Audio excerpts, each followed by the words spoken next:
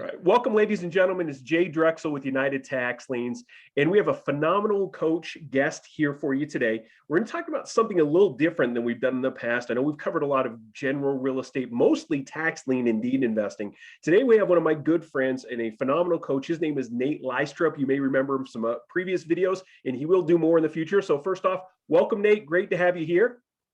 Hey, thanks for having me, Jay. Good to see you, man. Hey, man, part of the platform. Our pleasure, and it's great to bring you in and to have you give some different perspectives, some different rays of sunshine, so to speak, in this. And what we're going to be talking about today that you may have seen on the screen are some non-traditional investing strategies, and kind of the direction I'm going to ask you to go in this, or is to be creative, which I know you are. What are some different creative ways for somebody maybe looking for something to add to what they're doing with tax lien or deed investing or traditional real estate? Some maybe non-traditional ways to either find properties, or even if for somebody that's working with very limited funds, that they could possibly acquire a property and find a way to rehab it or resell it or wholesale it to somebody else. Sure. I mean, above and beyond a lot of the options that we have out there, boy, sometimes, we find in a hot market that it's kind of saturated. We're not the only people doing this. So maybe digging a little bit deeper and looking for maybe other lead sources. And I'll get into that a little bit. But boy, seller finance, just because an agent doesn't have it listed as a seller finance option doesn't mean it's not a seller finance option. It just means that that agent is probably not a great agent and didn't even ask their seller if that might be something they consider. So seller finance, when maybe we have some money tied up, or maybe we have too many mortgages out there to get another one, is a bona fide option to capture some of these deals right now. Yeah, and for those of you who don't know, or maybe you haven't seen Nate's videos in the past, or maybe you haven't worked with him directly, if you'd like to after this, be sure to reach out to see what his schedule is. He has a history in education, obviously educating investors like you on how to go out and get started in real estate, but he also has a long time as a real estate agent. He's done a lot of things in real estate. He's helped broker and set up multiple deals. I can't even tell you how many. He probably doesn't even remember at this point. So he can help find some different ways. And like he said, you're always going to have competition.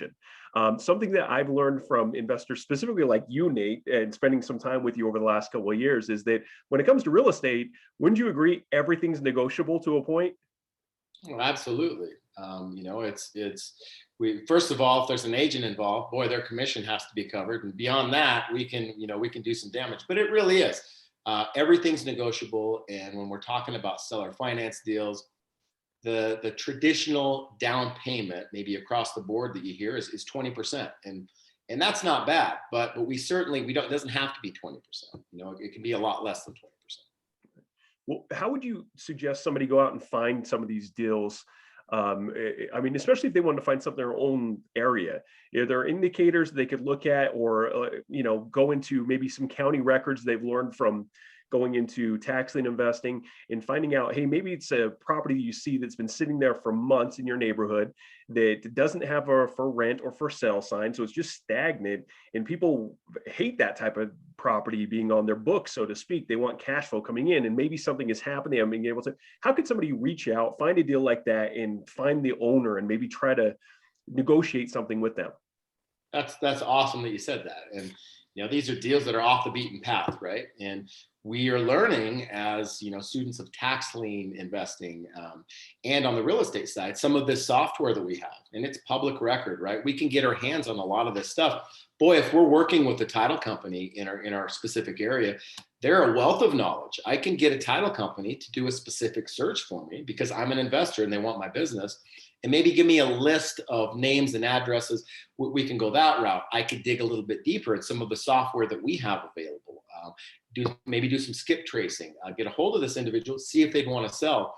One strategy that I used and I still use in my backyard, it's kind of some leads that aren't picked over, are properties for rent. Specifically, properties for rent that have an out-of-state owner. And I hope that the properties maybe a little bit beat, where it's a phone call. We've got to be active, and it's a phone call. Hey, this is Nate. I'm calling about your rental. Oh yeah, no. Hey, I actually wanted to ask if selling might be an option on that. Well, and it's a quick yes or no. Either it's a yes or it's a no. And if it's a yes, then we can get into negotiating. A lot of times, if this house is beat, this seller might want to get it off of his books. He might live in California, it's in Florida, get it off of his books, next case, next race. And work contacting an individual that's not having his door knocked on every single day, the phone call and realtors calling them. So kind of picking these needles in the haystack can really get us a deal that maybe wasn't there. So let's say that you did that. So you come across a property that's rental. And for those of you that aren't in cash flow properties, you don't have rentals, the worst possible scenario for you owning a rental in a cash flow property is to not have a renter. And as Nate was mentioning, if you went past it several times, you've seen that for rent up and it's been months and you still sitting in there. That's a perfect candidate for this, especially if you find them out of state. So let's say you find them, they're out of state, you contact them, they say, yeah, I'm willing to consider selling it to you. So what do you ask then? Do you ask about, okay, do you own the property free and clear? Do you own outright? Is there a mortgage? And what if there is a mortgage on the property? Is it still something you can negotiate with? And maybe what if these are a new student or a new investor and they do have some capital, but not a ton of capital to buy the property outright? What are some maybe creative ways that they could take ownership of this property without coming completely out of pocket to buy the whole thing or getting a whole nother loan? Sure. And I mean, those are, critical questions to ask that owner. I mean, is it free and clear? If it's free and clear, it's a little bit easier, right? We can, they can provide us a warranty deed, actually sell it through a warranty deed, but we would have a title company close. They would be the bank, and we would pay them direct. If there was a mortgage involved, hey, if the mortgage if it was upside down and it was above that price point we're trying to negotiate, it's not a deal. But if maybe they've paid that down for 15 years and that we're still within our frame as far as margins go, we can do an all-inclusive trust deed. And we're going to be in a second position to that first. It's really kind of perceived value, I think, to the owner there of how we structure this, because I want to entice them. I want to put as little down. Hey, they might want to get rid of this crappy property. I'm going to say, look, I'll give you, maybe say that the rate right now is 3.5% we could get. Hey, I'll pay you 5.5% on this. You're going to amortize this over 30 years. I'm going to give you a 2-year balloon payment. And the seller's like, hey, if they don't come through, I can just foreclose on them. But what we're trying to do is really tie that up. And if we've got the margins that we need, obviously no prepayment penalty in there. And boy, if we can get in there and fix that up and put maybe 10% down on that, find a client and sell it. We just got in and out with not a lot of money out of our pocket. And we found a deal maybe that other people weren't looking at.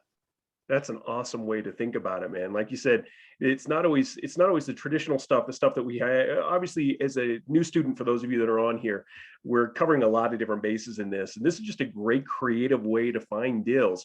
And the technology we was talking about earlier, we use a couple of them here. The one we referenced that we use pretty much on a daily basis in researching properties, finding cash buyers, finding vacant properties, is something called Property Edge Pro, which I'm a big believer in. I know you are too, Nate. We use it almost on a daily basis to find these deals that we can pass on to investors like you. And I just want to thank Nate for being so creative. I appreciate you taking the time to be here with us today. Hey, I really appreciate the invite. Next time, I'll be excited to talk to you again, Jay. Thanks. Always, man. And for everybody out there, if you don't have a coach, reach out to us so we can get one set up for you. If you'd like to work directly with Nate, be sure to reach out and ask about working with Nate. His schedule is busy, just like a lot of our coaches. So make sure to find out what can fit within his schedule and yours. Most importantly, due diligence. Everything said and done, every one of the coaches, everyone we work with, it all comes back to the same thing. Due diligence, do your research, have everything set up. And no better way to do that than to learn from the pros like Nate. So with that said, everybody, thanks for being here. I wish you best success in all you do, and we'll see you on the next one.